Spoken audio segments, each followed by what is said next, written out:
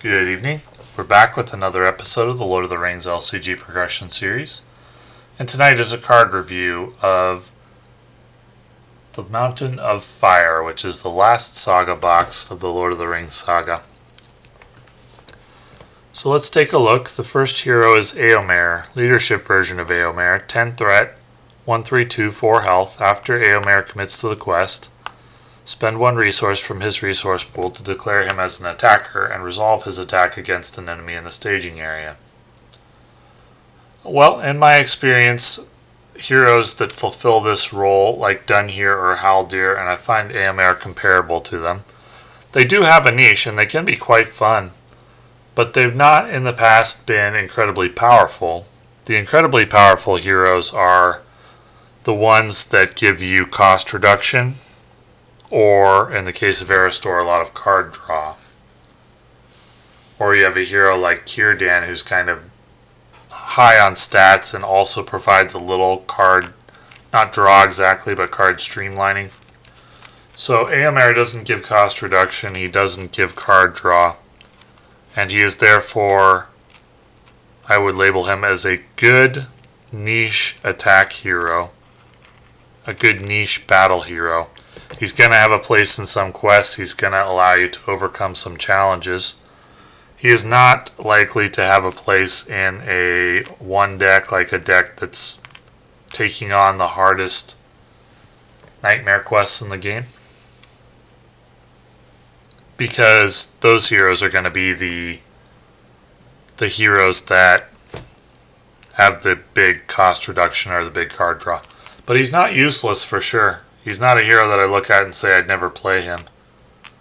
I think he'll likely be a very fun hero to play, to find a deck to build around and to play. I would enjoy that, I think, and I think this version's probably more likely to see play than his Tactics version. There's probably a very fun deck you could play with, like Eomer and Tactics Aon and Glorfindel or something like that. So you start out at 21 threat, and you can then attack against dudes that you just leave in the staging area from the previous turn, and you can buff him with Spear of the Mark and Dagger of Westernese, and then attack for like 7 and just kill stuff that way while continuing to quest. Seems good. I'm not sure what the rest of the core of the deck would be, but I like that idea anyway, and there are some quests that you really need that against to kill enemies in the staging area because they have horrifying effects when they engage or attack or something like that. So Eomer, I think he's the best of the heroes that do something like this. I think he's better than Dunhere. I think he's better than Haldir. So I like him. But he's not elite. Let's move on. Tom Cotton, a Hobbit hero, 8 threat, 1/1/3, 3 health. While you are engaged with an enemy with an engagement cost higher than your threat, the first Hobbit ally you play each round does not require a resource match. After a Hobbit ally enters play, it gets +2 attack until the end of the round. Interesting. Are there a lot of Hobbit allies? Yeah, I mean there's a few, but I think this is a fun card. He's a decent defender, relatively low threat, but to take advantage of his ability you have to have an enemy engaged with you, and he has to remain engaged until the planning phase. And Hobbit decks aren't designed for that. Dunedain decks are, but Hobbit decks are not designed for that. So that's a heavy requirement to make that work. And the Hobbit ally entering play for +2 attack is pretty decent. So I guess what this card is intended to do is you engage an enemy, he defends against it with his 3 shields. Then the next round you play your Hobbit allies and they enter play, and then they dispatch the engaged enemy. That's curious. That's curious design. I don't think it's good. It's too off-brand for hobbits. Hobbits are all about kind of sneaking by enemies, or engaging enemies with much higher engagement costs than you. They're not really about keeping enemies engaged. So that's a very interesting card.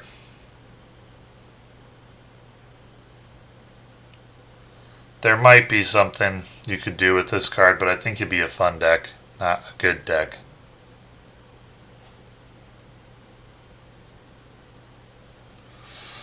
Rosy Cotton, 2 cost, 2 willpower, 0 attack, 0 shields, 2 health. Exhaust Rosy Cotton to choose a Hobbit hero and an attribute. Willpower, attack, or shields. Add Rosy Cotton's willpower to that hero's chosen attribute until the end of the phase. Well, 2 cost for 2 willpower is great. And her ability is very useful, versatile. This is a good ally anytime you're running a Hobbit hero and you have access to leadership. I like it. I would run it anytime I'm running a Hobbit hero and I have access to leadership resources. Good card.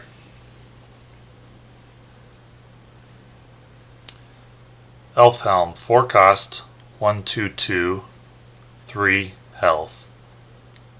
Spend 1 resource from a Rohan hero's resource pool to put Elf Helm into play from your hand under your control. At the end of the phase, discard Elf Helm if he's still in play. Alright, well that's going to have synergy with cards that allow you to bring a Rohan ally back into play after he's discarded. There's at least gambling off the top of my head. So it makes sense in terms of Rohan synergy. Playing him for just 4 cost and getting 1, 2, 2, 3 stats and a non-useful ability is not good.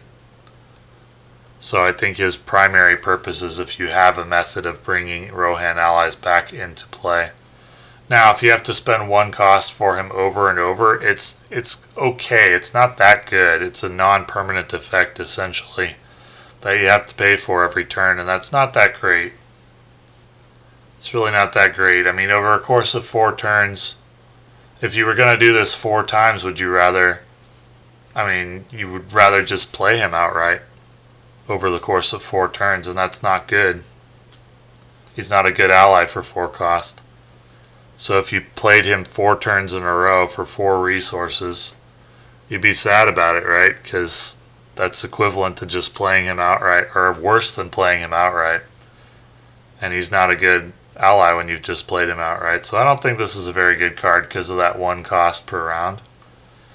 If you could mitigate that somehow, it would be okay. But for 1 resource per round, unless you've got a abundance of resources, I don't think this is very good. And you do have an abundance of resources in the late game often, so I guess this is a late game card with Rohan synergies. Eledan, 3 cost, 2/1/1, 3 health. While Elro here is in play, Eledan gets +2 attack. After you optionally engage an orc enemy, ready Eledan. Well, he's a little underwhelming when his brother is not in play, but when his brother is in play, he's great. 3 cost for 3 attack is great, and the additional ability granting action advantage on top is great. So, I like this card with Elro here. Now, it's going to be a little underwhelming without it. However, it does have Noldor synergy, so Noldor synergy can help you overcome this weakness of being a little underwhelming without his brother, because you can use cost reduction, the cost reduction of the Noldor, like to the sea, and he's going to be good with Noldor synergy, with that Noldor synergy. So I like this guy a lot, and his brother too, Elro here, who's 3 cost, 2/1/1, 3 shields, 3 health when Eledan is in play, and also has the same ability after you optionally ready an orc. After you optionally engage an orc, ready Elro here. So those two are great with each other in a Noldor deck. without an Noldor deck, without the synergy, they're going to be a little underwhelming without each other, and very good with each other if you're playing against orcs. So situationally, they could be a good choice for allies. They are unique, so the extra copies of them will go to waste.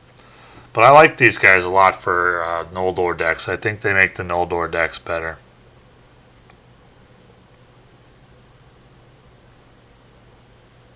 Yeah, I think they make the Noldor decks better. They make a lot of sense in Noldor decks.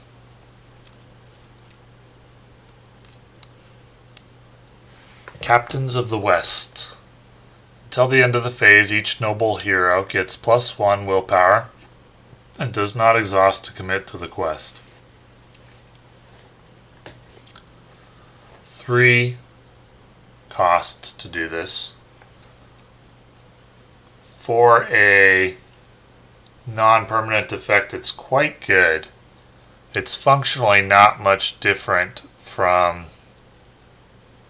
well, I mean, it's only for heroes, so I guess it's not that good.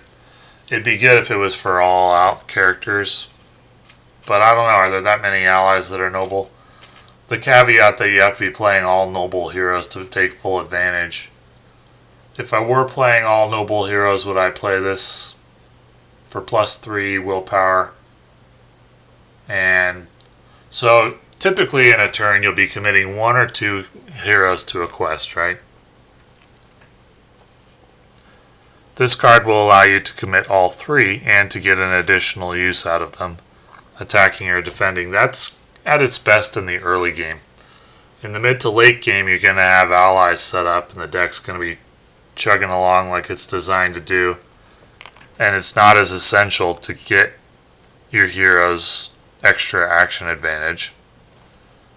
But in the early game, you often don't have 3 resources to spare, so I find this to be a card that would be difficult to play when it's at its best, which is in the early game, because you often don't have 3 resources to spare then. And in the late game, when you do, it's not going to be as good, because you're already going to be set up with the willpower you need generally.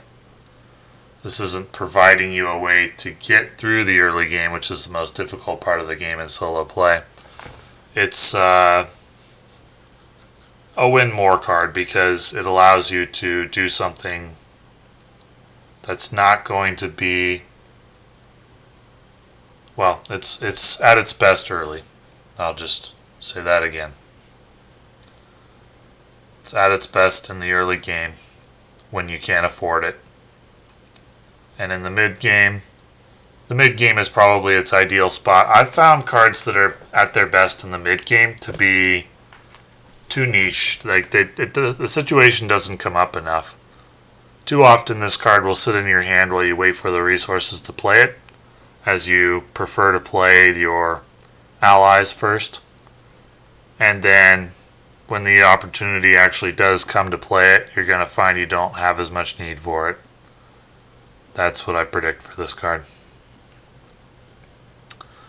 Raise the Shire. 1 cost. After you engage an enemy, search the top 5 cards of your deck for a Hobbit ally and put it into play. Search your entire deck instead if that enemy's engagement cost is higher than your threat. Shuffle your deck. At the end of the round, if that ally is still in play, return it to your hand. So essentially you can draw any Hobbit ally you want. Most Hobbit decks are engaging enemies most of the time, where their engagement cost is higher. So you can draw any Hobbit ally you want from your deck, and you can get some immediate use out of it. Then you can play it next round. This is a great card in a Hobbit deck. We've gotten 2 really strong cards for Hobbit decks so far, Rosy Cotton and Raise the Shire. Absolutely great card in a Hobbit deck. I would run it in every Hobbit deck with access to tactics. Very, very good card. I like it a lot. Allows you to more reliably get a crucial ally into play, particularly Rosy Cotton, who can be quite versatile. Or even something like Sam Gamgee, who's a very good ally, Hobbit ally, if you're running Frodo. Yeah, I like this card a lot.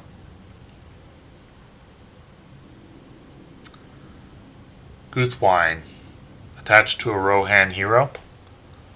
After attached hero is declared as an attacker, exhaust Guthwine to give that hero +2 attack for this attack. If this attack destroys an enemy, return a Rohan ally from your discard pile to your hand. Well, that's got synergy with Helm. It's another way to return allies to your hand. I still don't think Helm is very good unless you have an abundance of resources. But this is a good card for a Rohan deck. +2 attack, and you can return a Rohan ally. Yeah, that's great. It's a great card for a Rohan deck. Does it make the Rohan deck better? The synergy of discarding cards and then returning them, which is what the Rohan deck sets itself up to do. I'm not a big fan of it. I find it cumbersome to set up. And Rohan seems to lack power for me when I've tried it. It's fun, it's synergistic. I mean, I played it early in the game's life cycle for questing, but lately there's some cards in there that are good, like Rider of Rohan, for example. However, I have found when trying to play a full Rohan deck that it's cumbersome to set up, and it seems to be lacking in some area. Like it lacks willpower, or it lacks resource generation. It doesn't have a really, really strong hero like an Aristor or a Gandalf or a Elrond or a Círdan the Shipwright or an Éowyn even. Well, it does have Éowyn, obviously. But it seems to lack power, or it seems to lack willpower, or it seems to lack defense. It always seems to lack something. And there was a card that came out called Golden Shield, which seemed to be trying to remedy that. Because Rohan can do some of those things. Like, it can do willpower with Éowyn. With Éowyn and Theoden, and then another hero. You've got decent willpower. It can do attack with attachments. It can defend with attachments like Golden Shield.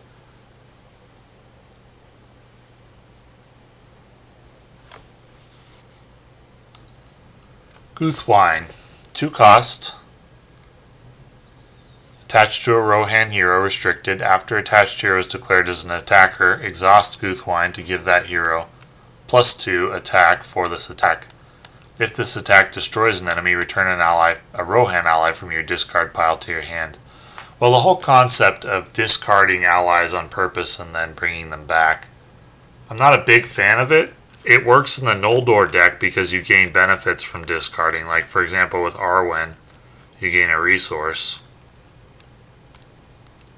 Or with Círdan, you're discarding because you're drawing 2 at once and then discarding one of them. But discarding just in order to bring it back doesn't really pay off that well in Rohan, in my experience. Now, this card has synergy with Helm, because Helm you can play each round for 1, discard him at the end of the round, and then bring him back. But as I said when I was talking about Helm, I don't think that card is that good, because it costs 1 each round, and all it provides is 1, 2, 2, 3 stats, and you're only going to use it for 1 of those, so it's basically like 1 cost each round for 2 shields, or 1 cost each round for 2 attack, and that's not that good. For Gondorian Shield is 1 cost for 2 shields, and it's permanent. So, you need something else. The very best card that discards and you could then bring back is Escort from Edoras, which can quest for 4, discard it when the quest resolves, and then you could bring it back with Guthwine on Eomer or something like that, and return it to your hand, and you could play it again. And 2 cost for 4 willpower every turn is okay, but only if you have a lot of resources to spare. If you don't, you're saving Escort from Edoras in case you really need a willpower boost, or you just have an overabundance of resources. That is not going to happen much in early game.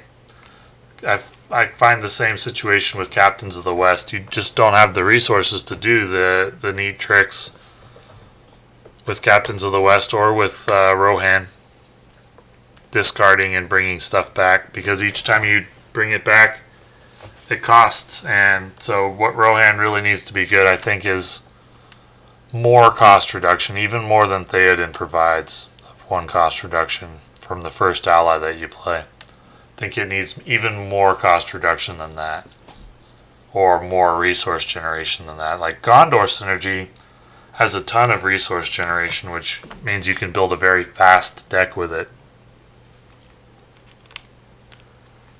And Rohan needs something like that. It needs an acceleration, I think. Something to raise the power of it early. So as it is, decks that are not good until you have a lot of extra resources are just not good, because they're win more decks. Decks that aren't good until you have a lot of resources, because by the time you have a lot of resources, you've already fulfilled your deck's purpose. You're set up. You're ready to go. You don't need more power. You don't need power that only activates once you've got a lot of extra resources. You need power that gets you to that point. And Rohan has felt, when I've tried it, it's felt fun, but lacking in power. And I don't think this card changes that, although it is synergistic with fun Rohan decks, and it's synergistic with Aomir. If you're playing like Eomer, Eowyn, and Glorfindel or something like that, I think it'd be a fun deck, and I think this card would probably have a spot in that deck. Well, would it? You might run a Escort from Edoras in there as well, just to take advantage of this, but I don't know if it'd be that good. Be interesting and fun, though. This will need playtesting, but at first glance, I don't think this changes the equation for Rohan. They're fun, but they feel lacking in power. Friend of Friends. 1 cost neutral card attached to a Hobbit hero. Limit 2 copies of Friend of Friends in play. While another hero has Friend of Friends attached hero gets +1/+1/+1/+1. So you can give 2 characters +1/+1/+1, but not until you've got both copies of this card. So it's just flat out bad in the early game, unless you start out fast with 2 of these. And it's flat out bad in the early game, and it's not that good in the late game. 2 cost for 2 of 1 stat, or 2 of all the stats, but you only really get to take advantage of 1 of them each round without action advantage. 2 cost for 2 of all the stats if you have action advantage is good, but now you're talking about a multi 3-card combo, and you need 2 of these out to take advantage of that. That's too cumbersome to set up. I don't think this card is good. I think it's too slow, and when you do eventually get it out, it's not good enough to justify it being useless until you do get it out. Like, literally useless. It doesn't do anything until you have 2 of them.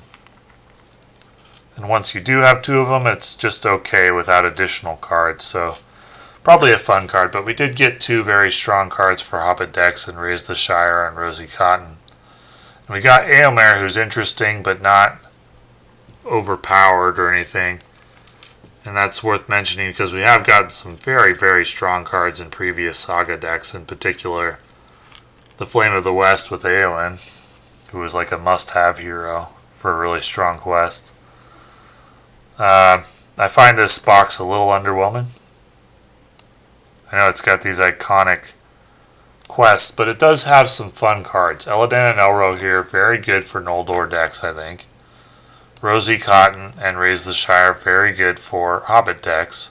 So the box has got some things that make it worth looking at. It's kind of a borderline recommendation for me in terms of whether I would recommend buying it. If you're a Noldor player, I'd recommend it.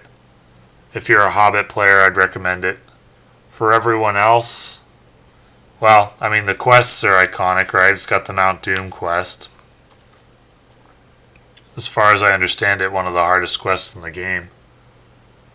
So the quests are iconic, but the cards are good for hobbits or Noldor. Okay for Rohan. If you're a Rohan player, would I recommend it for this version of Eomer? I think he'll be fun to play, but not fulfill a role that's not already available if you want to make use of it with another card. Done here or Haldir. Done here if you're playing Rohan, probably. He's better than done here, I think.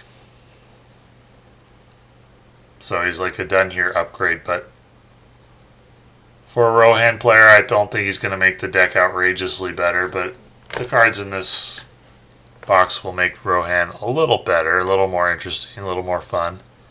And they make Hobbits better and Noldor better. So I guess that's who I would recommend the box for if you're buying them for cards. So thank you for watching.